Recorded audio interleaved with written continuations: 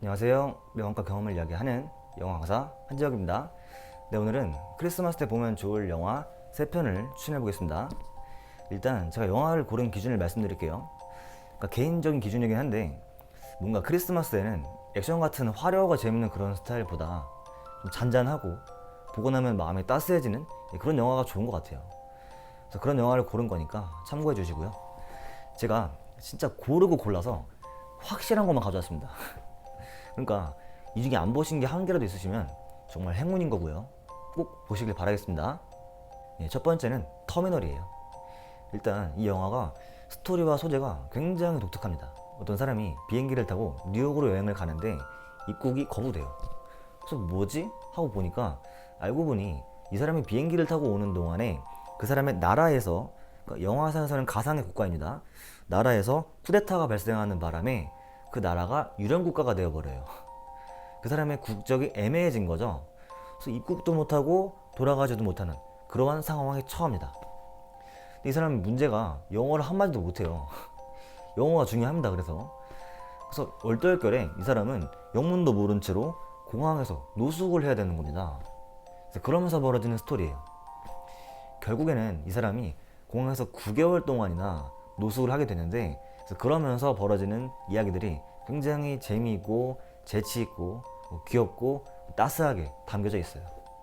제가 이 영화를 굉장히 재밌게 보면서도 너무 재미만을 위해서 좀 억지로 설정을 한 게 아닌가 싶어서 찾아보다가 깜짝 놀랐습니다. 이게 실화 바탕이래요. 심지어 영화상에서는 9개월 동안 공항에 살았다고 나오죠. 그런데 실제 주인공은 공항에서 무려 18년 동안 살았다고 합니다. 나중에 영화가 잘 돼서 그 영화 제작사 측에서 감사의 의미로 한화 3억 원 정도의 그 돈을 실제 주인공에게 줬다고 합니다. 네, 두 번째는 당신이 잠든 사이에입니다. 일단 이 영화를 한마디로 정의하면 그냥 아름다운 영화예요. 첫 번째는 90년대 미국 시카고 배경이 너무 아름답고요. 두 번째는 여주인공의 연기력이 엄청납니다.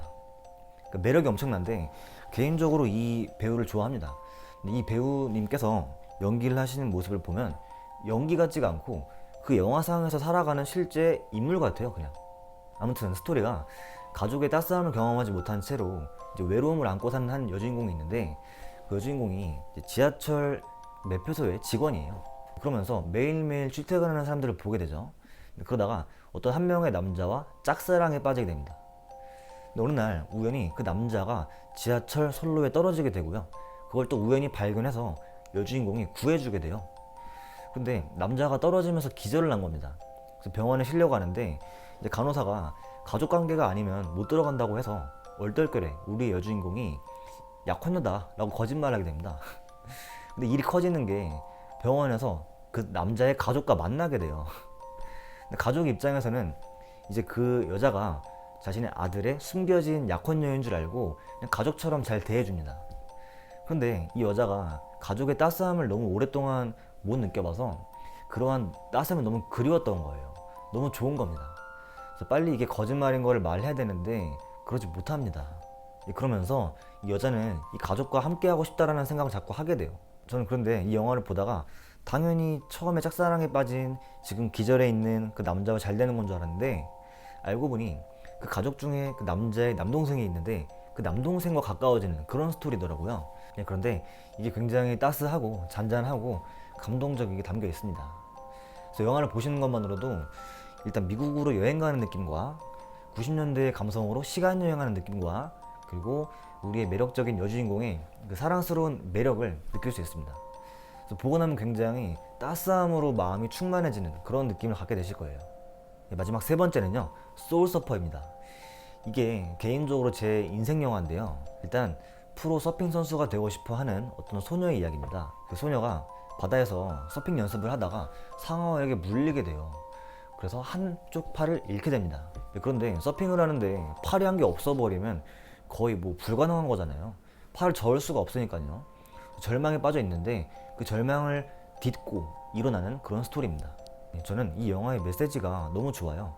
근데 이 메시지가 단순히 허구였으면 좀 힘이 약할 수가 있는데, 중요한 거는 이 영화는 실화입니다. 놀랍게도 이 영화는 지금도 현재 활발히 활동 중인 현역 선수 베서니 해밀턴의 이야기입니다. 실제 이야기예요. 실화라는 점이 이 이야기를 더 가치 있게 만들어주는 것 같습니다. 가끔 제가 영어 수업을 하다가 영어 독해 교재에 등장합니다. 그래서 그럴 때마다 반가워서 제가 학생들에게 이 영화를 추천해 주는데요.